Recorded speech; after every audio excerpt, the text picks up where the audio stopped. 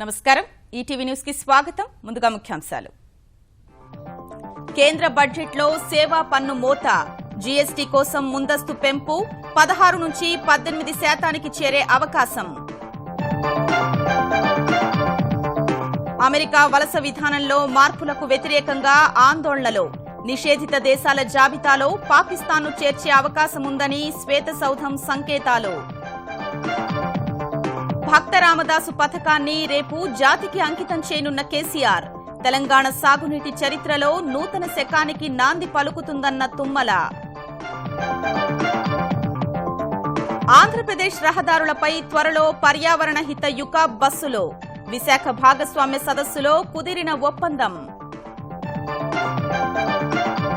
Uttarakhand assembly ఎన్నికలకు ముగిసిన నామినేషన్ల ప్రక్రియ 70 స్థానాల బరిలో 722 మంది అభ్యర్థులు బుమ్రా అద్భుత ప్రదర్శనతో నాగ్పూర్ 2020లో భారత్ విజయం 5 పరుగుల తేడాతో ఇంగ్లండ్పై గెలుపు సిరీస్ 1-1తో సమం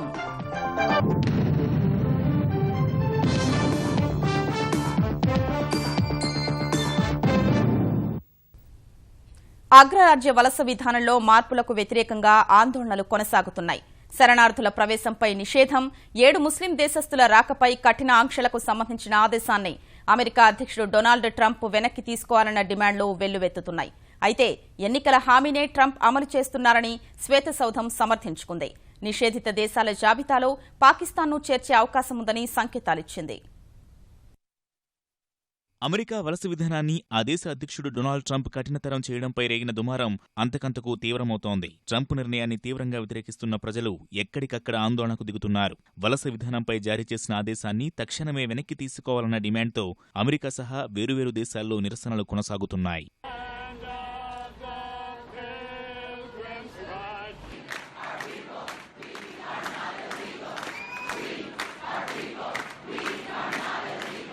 అమెరికా వలస విధానంలో మార్పుల్ని వ్యతిరేకిస్తూ మరిన్ని దేశాలు గళమెత్తుతున్నాయి. 7 ముస్లిం దేశస్తుల రాకపై కఠిన ఆంక్షలు సహా శరణార్థుల ప్రవేశంపై నిషేధం విధించడంపై అరబ్ లీగ్ సారథి అహ్మద్ అబోల్గేట్ తీవ్ర ఆందోళన వ్యక్తం చేశారు. ఆంక్షలు అన్యాయమన్న ఆయన అమెరికా ప్రభుత్వం తన విధానాన్ని పునఃసమీక్షించుకుంటుందని ఆశాభావం వ్యక్తం చేశారు. అటు ట్రంప్కు ఫోన్ చేసిన సౌదీ అరేబియా రాజు సల్మాన్ బిన్ అబ్దుల్ అజీజ్ ముస్లిం దేశస్తుల రాకపై ఆంక్షలు విధించడంపై చర్చించారు. ట్రంప్ ఆంక్షలు విధించిన దేశాల్లో ఒకటైన సూడాన్ దౌత్య మార్గంలో తన వ్యతిరేకతను తెలియజేసింది. ఖార్టౌన్లోని అమెరికా రాయబారిని పిలిపించుకున్న సూడాన్ విదేశాంగ మంత్రి ట్రంప్ నిర్ణయంపై అసంతృప్తిని వ్యక్తం చేశారు. అటు సొంత దేశంలోనూ వ్యతిరేక వాదనలు ఊపందుకుంటున్నాయి. ముస్లింల రాకపై ట్రంప్ నిషేధం విధించారని ఆరోపించిన డెమోక్రాట్లు వలస విధానంపై ఇచ్చిన ఆదేశాల్ని తక్షణమే ఉపసంహరించుకోవాలని డిమాండ్ చేశారు.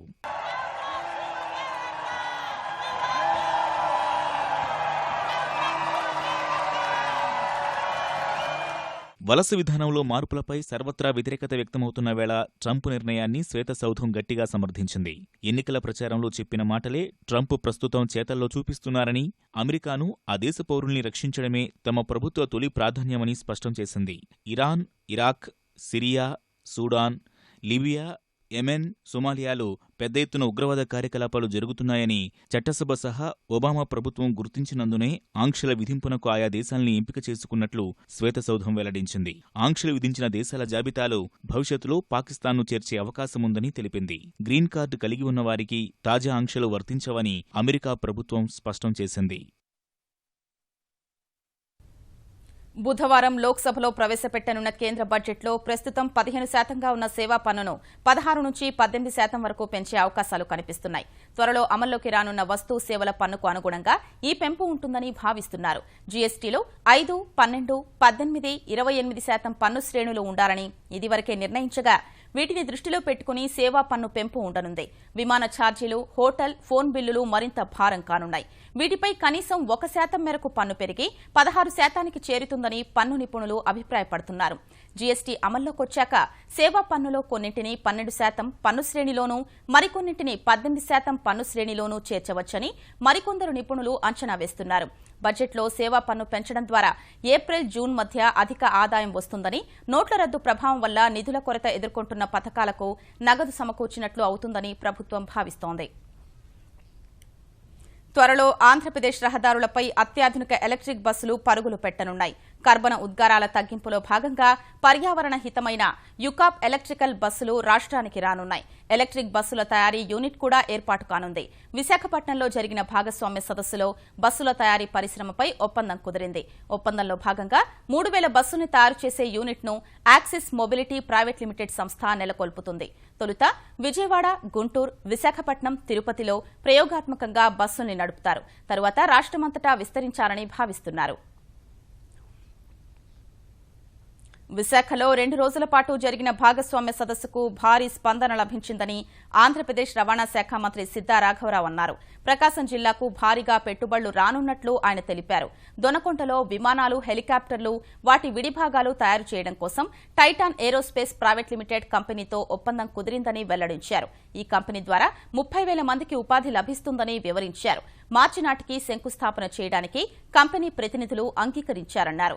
దొనకొండలోనే 1,500 కోట్లతో 2,000 మందికి ఉపాధి కల్పించేలా ఆటోమొబైల్ కంపెనీలు రాబోతున్నాయని పేర్కొన్నారు. త్రిపురాంతకంలో మార్చి నాటికి 500 ఎకరాల్లో ఫుడ్ పార్క్ నిర్మాణానికి శంకుస్థాపన చేయబోతున్నామని అన్నారు.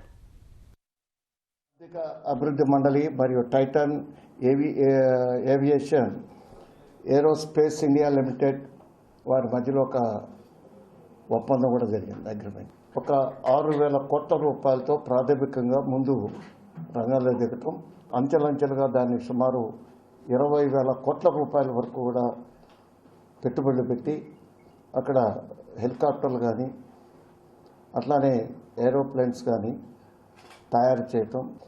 త్వరలో దీనికి సంబంధించి ఫిబ్రవరి లేక మార్చిలో వీరు ఒక ఫౌండేషన్ అయిపోతున్నారు. అన్నదాతల కళ్లల్లో ఆనందం చూసిన రోజే తెరాస ప్రభుత్వం సంకల్పం నెరవేరుతుందని తెలంగాణ రహదారులు, భవనాల శాఖ మంత్రి తుమ్మల నాగేశ్వరరావు స్పష్టం చేశారు. చిత్తశుద్ది, కార్యదీక్ష ఉంటే ఏ కార్యమైనా సకాలంలో పూర్తి చేయవచ్చని భక్తరామదాసు ఎత్తిపోతల పథకం ద్వారా నిరూపించామని మంత్రి స్పష్టం చేశారు. ఈ పథకాన్ని రేపు ముఖ్యమంత్రి కేసీఆర్ జాతికి అంకితం చేయనున్న నేపథ్యంలో ఈటీవీతో మాట్లాడిన తుమ్మల ఈ పథకం ఆవశ్యకతను వివరించారు. అంటే కృష్ణా జలాలే శరణ్యం కాబట్టి కృష్ణా జలాలో తెలంగాణ వాటా మనం వాడుకునేదానికి అవకాశం ఉంది, హక్కు ఉంది. 299 టీఎంసీ తెలంగాణకి రావాలి. ఇప్పుడు మనం 70-80 టీఎంసీ కూడా ఇప్పటి వరకు వాడుకోలేకపోతున్నాం. కాబట్టి అత్యవసరంగా మనకున్నటువంటి అలొకేషన్స్లో ఈ కరువు పీడిత ప్రాంతానికి ఇవ్వాలని చెప్పి కేవలం 110 కోట్లతోటి ఖర్చు చేసినటువంటి ఈ ప్రాజెక్టు. ఆంధ్రప్రదేశ్లో చంద్రబాబు పాలన అవినీతిమయంగా మారిందని వైకాపా అధ్యక్షుడు జగన్ విమర్శించారు. గుత్తేదారుల కోసం పోలవరం నిర్మాణ వ్యయాన్ని అమాంతం పెంచేశారని ఆరోపించారు. ప్రత్యేక హోదా కోసం కేంద్రాన్ని గట్టిగా అడిగే ధైర్యం చంద్రబాబుకు లేదని జగన్ అన్నారు. పశ్చిమ గోదావరి జిల్లా ద్వారకా తిరుమలలో నిర్వహించిన సభలో జగన్ మాట్లాడారు. మాజీ మంత్రి కోటగిరి విద్యాధర్రావు కుమారుడు కోటగిరి శ్రీధర్ జగన్ సమక్షంలో వైకాపాలో చేరారు. 9 రాష్ట్రాలుంటే ఆంధ్ర రాష్ట్రం అవినీతిలో నెంబర్ 1 గా ఉంది అని చెప్పి ఏకంగా రిపోర్ట్లు ఇచ్చారు. రాజధాని భూముల్లో ఇన్సైడర్ ట్రేడింగ్ చేస్తాడు, అయినా ఆయన మీద యాక్షన్ తీసుకోరు. స్విస్ ఛాలెంజ్ అని పేరు చెప్పి తనకు నచ్చిన సింగపూర్ సంస్థలకు ఏకంగా 1000 కొద్ది భూములు ఎకరాలు ఇచ్చే కార్యక్రమం చేస్తా ఉన్నాడు. ఇరిగేషన్ ప్రాజెక్టులలో ఇవాళ అవినీతి డబ్బు పొర్లుతా పోతా ఉంది ఇవాళ చంద్రబాబు నాయుడు గారి పాలనలో. ఫిబ్రవరి 15న శాసనసభ ఎన్నికలు జరగనున్న ఉత్తరాఖండ్లో 70 స్థానాలకు ప్రాతినిధ్యం వహించేందుకు 722 మంది పోటీ పడుతున్నారు. అభ్యర్థుల నామినేషన్ల స్వీకరణ, పరిశీలన, ఉపసంహరణ పూర్తయిన తరువాత ఎన్నికల సంఘం ఈ మేరకు వెల్లడించింది. ప్రధాన పార్టీలైన కాంగ్రెస్, భాజపా రాష్ట్రంలోని 70 స్థానాల్లోనూ తమ అభ్యర్థుల్ని బరిలో నిలిపాయి. డెహ్రాడూన్ జిల్లా ధరంపూర్ స్థానం కోసం అత్యధికంగా 24 మంది పోటీ పడుతుండగా అదే జిల్లాలోని రాయ్పూర్ నుంచి 20 మంది, సాహస్పూర్ నుంచి 18 మంది బరిలో నిలిచారు. ఉత్తరాఖండ్ శాసనసభ ఎన్నికలకు పోటీ చేస్తున్న 722 మంది అభ్యర్థుల్లో 2 స్థానాల నుంచి బరిలో దిగిన ఏకైక అభ్యర్థి ముఖ్యమంత్రి హరీష్ రావత్ మాత్రమే. హరిద్వార్, గ్రామీణ, కిచ్చా స్థానాలకు నామినేషన్లు దాఖలు చేసిన ఆయన ఒక్కో నియోజకవర్గంలో 8 మందితో పోటీ పడుతున్నారు. దేశం నుంచి కుష్ఠరోగాన్ని పూర్తిగా పారద్రోలేందుకు అందరూ కలిసి రావాలని ప్రధాని నరేంద్ర మోదీ పిలుపునిచ్చారు. జాతిపిత మహాత్మాగాంధీ దార్శనికతకు నివాళిగా కుష్ఠరోగ సమూల నిర్మూలన కోసం జాతీయ కుష్ఠరోగ నిర్మూలన కార్యక్రమం ద్వారా తమ ప్రభుత్వం కృషి చేస్తోందని స్పష్టం చేశారు. గాంధీ వర్ధంతైన జనవరి 30న కుష్ఠరోగ వ్యతిరేక దినం జరుపుకుంటున్న సందర్భంగా మోదీ ఈ మేరకు సందేశమిచ్చారు. We have to leave no stone unturned to not just reach the last mile, but also to work together to eliminate the social stigma attached with this disease. Although we have achieved our target at the national level, we have a long, arduous way to go to ensure that this treatable disease is completely eliminated in our country. We also have to work together for socio-economic upliftment of the cure persons and for their contribution in nation building. We have to strive hard to ensure that these citizens of our country lead a life with dignity that Mahatma Gandhi dreamed of. వైద్య విద్యను బోధించే అధ్యాపకుల్లో వృత్తి నైపుణ్యాన్ని పెంపొందించే ప్రక్రియను ఆంధ్రప్రదేశ్ ప్రభుత్వం చేపట్టింది. Harvard విశ్వవిద్యాలయానికి చెందిన 6 నిపుణులతో రాష్ట్ర అధ్యాపకులకు శిక్షణ ఇప్పిస్తోంది. ఇందుకోసం 100 మంది అధ్యాపకుల్ని ఎంపిక చేసింది. ఎన్టీఆర్ ఆరోగ్య విశ్వవిద్యాలయంలో 4 రోజుల శిక్షణా కార్యక్రమాన్ని మంత్రి కామినేని శ్రీనివాస్ ప్రారంభించారు. శిక్షణ తర్వాత వీరి నుంచి 10 మందిని ఎంపిక చేసి హార్వర్డ్ విశ్వవిద్యాలయానికి పంపుతారు. అక్కడ మరికొంతమందికి తర్ఫీదిప్పించి వారి ద్వారా రాష్ట్రంలోని మిగిలిన అధ్యాపకులకు శిక్షణ ఇస్తారు. So much is happening. కొత్త విధానాలు కొత్త ఇవన్నీ వస్తున్నాయి. అందుకని అవన్నీ నేర్చుకుని చెప్తానికి వాళ్ళకి నేర్చుకోవటం, పిల్లలకి తెలియజెప్పటం. అలాగే మేము కూడా గవర్నమెంట్ కాలేజీలో చదివే ప్రతి విద్యార్థికి ఒక ఫుల్లీ లోడెడ్ ట్యాబ్ ఒకటి ఇద్దాం అనుకున్నాం. ఆల్రెడీ అవన్నీ ప్రాసెస్ మొదలైంది. చాలా షార్ట్ టైం, ఇప్పటికే కొంచెం ఆలస్యమైంది. త్వరలోనే ఇచ్చేద్దాం అనుకున్నా. ఇచ్చి అన్ని కాలేజీల్లోనూ స్కిల్ ల్యాబ్స్, సిమ్యులేషన్ సెంటర్స్ పెట్టాలనేది ప్రభుత్వం యొక్క ఉద్దేశం. ఆంధ్రప్రదేశ్లోని సాంఘిక సంక్షేమ గురుకుల వసతి గృహాల్ని రెసిడెన్షియల్ పాఠశాలలుగా తీర్చిదిద్దుతామని ఆంధ్రప్రదేశ్ సాంఘిక సంక్షేమ శాఖ మంత్రి రావెల కిషోర్ బాబు తెలిపారు. విజయవాడలో సాంఘిక సంక్షేమ గురుకుల ఉద్యోగుల సమాఖ్య ఏర్పాటు చేసిన విద్యా సదస్సును ప్రారంభించిన ఆయన గురుకుల పాఠశాలల్లో విద్యా ప్రమాణాలు పెంపొందించడమే తమ ప్రభుత్వ లక్ష్యమని చెప్పారు. గురుకుల పాఠశాలల్లో ఖాళీగా ఉన్న అధ్యాపకుల పోస్టుల్ని త్వరలోనే భర్తీ చేస్తామని రావెల వెల్లడించారు. ఇక భవిష్యత్తులో పేద విద్యార్థులందరూ కూడా గురుకుల పాఠశాలల్లోనే చదువుతారు. అక్కడ మంచి సౌకర్యాలు ఉంటాయి, భద్రత ఉంటుంది, మంచి ఆహారం, మంచి విద్యాబోధన, ఇంగ్లీష్ మీడియం, కంప్యూటర్ విద్య నైపుణ్యాల్లో శిక్షణ కూడా ఇస్తున్నాము. 1000 మంది పిల్లలు చదువుకునే విధంగా పెద్ద రెసిడెన్షియల్ స్కూల్స్ కూడా నిర్మిస్తున్నాం. తెలంగాణలో గ్రంథాలయాల్ని మరింత పటిష్టం చేయాల్సి ఉందని విద్యాశాఖ మంత్రి కడియం శ్రీహరి స్పష్టం చేశారు. గ్రంథాలయ ఉద్యోగులకు ఖజానా ద్వారా వేతనాలు అందించేందుకు చర్యలు చేపట్టినట్లు హైదరాబాద్లో జరిగిన గ్రంథాలయ ఉద్యోగుల రాష్ట్ర సదస్సులో వివరించారు.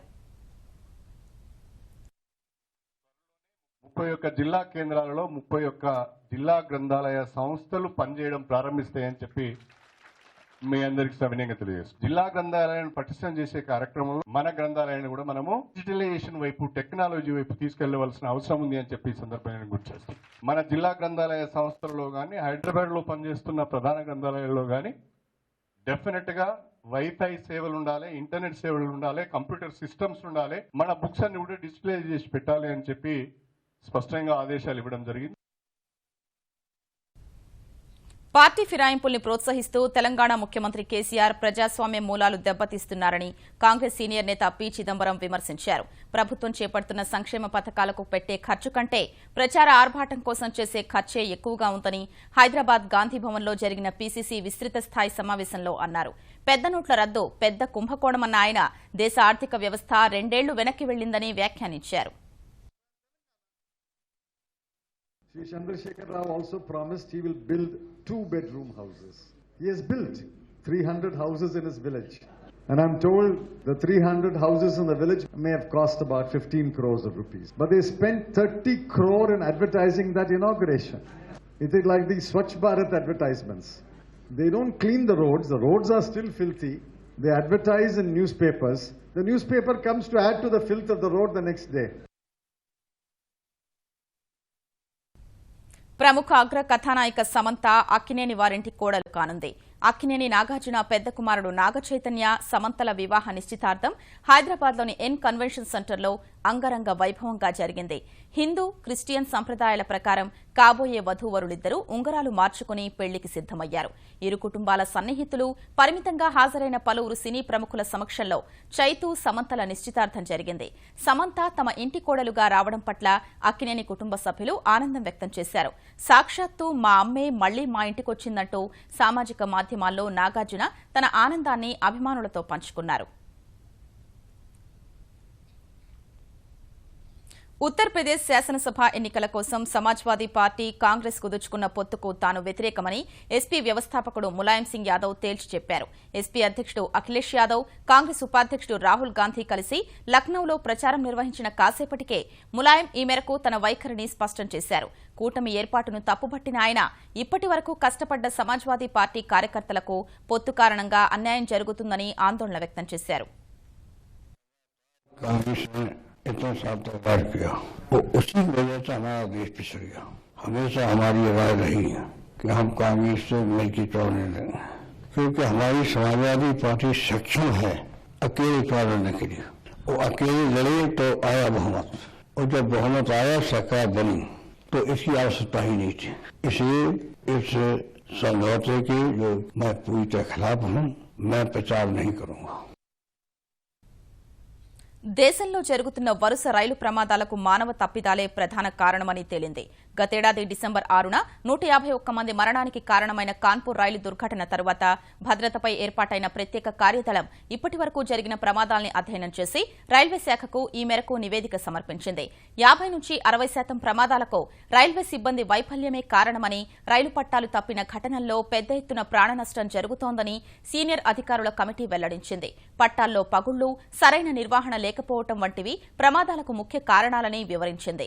పట్టాల్లో పగుళ్లు, వెల్డింగ్ వైఫల్యాల వల్ల రైలు పట్టాలు తప్పిన ఘటనలు పెరుగుతున్నాయని రైల్వే శాఖకు ఇచ్చిన నివేదికలో పేర్కొంది. పరిస్థితిని చక్కదిద్దేందుకు కాలానుగుణంగా కొత్త రైలు పట్టాలు వేయడంలో జాప్యం లేకుండా చూడాలని, రైలు వెల్డింగ్ సాంకేతికతను ఆధునీకరించాలని సిఫార్సు చేసింది. రైల్వే తనిఖీల వ్యవస్థలో మానవ జోక్యాన్ని సాధ్యమైనంతగా తగ్గించేందుకు అధునాతన సాంకేతికతను అందిపుచ్చుకోవాల్సిన అవసరం ఉందని రైల్వే శాఖకు ఇచ్చిన నివేదికలో సీనియర్ అధికారుల కమిటీ అభిప్రాయపడింది. 5 రాష్ట్రాల ఎన్నికల్లో పోటీ చేస్తున్న అభ్యర్థులు బ్యాంకుల నుంచి తీసుకునే డబ్బు పరిమితిని పెంచాలని కేంద్ర ఎన్నికల సంఘం చేసిన విజ్ఞప్తిని రిజర్వ్ బ్యాంకు తోసిపుచ్చింది. ప్రస్తుతం వారానికి 24,000 రూపాయలు తీసుకునే పరిమితి ఉండగా ఎన్నికల్లో పోటీ చేసే అభ్యర్థులు 2 లక్షల రూపాయలు తీసుకునేలా నిర్ణయం తీసుకోవాలని ఆర్బీఐని గత బుధవారం ఎన్నికల సంఘం కోరింది. అభ్యర్థుల ఎన్నికల ప్రచార ఖర్చుకు ఈ పరిమితి ఇబ్బందిగా ఉందని ఈసీ విజ్ఞప్తి చేసింది. ఆర్బీఐ మాత్రం ఈ విజ్ఞప్తిని తోసిపుచ్చింది. నోట్ల రద్దుతో ఇబ్బందిగా ఉన్న ప్రస్తుత పరిస్థితుల్లో అభ్యర్థుల కోసం పరిమితిని పెంచలేమని స్పష్టం చేసింది. ఈ వివరణపై తీవ్ర అసంతృప్తి వ్యక్తం చేసిన ఎన్నికల సంఘం పరిస్థితి తీవ్రతను రిజర్వ్ బ్యాంక్ గుర్తించలేదని ఆక్షేపిస్తూ ఆర్బీఐ గవర్నర్కు లేఖ రాసింది. పోటీ చేసే అభ్యర్థులందరికీ సమాన అవకాశాలు కల్పించడం సహా ఎన్నికల్ని పారదర్శకంగా నిర్వహించాలన్న రాజ్యాంగ నిబంధనను అమలు చేయాల్సిన బాధ్యత తమపై ఉందని ఈసీ స్పష్టం చేసింది. ఆర్బీఐ తన నిర్ణయాన్ని పునఃసమీక్షించాలని ఆర్బీఐ గవర్నర్కు రాసిన లేఖలో విజ్ఞప్తి చేసింది. ఈటీవీ న్యూస్ సమాప్తం. నమస్కారం.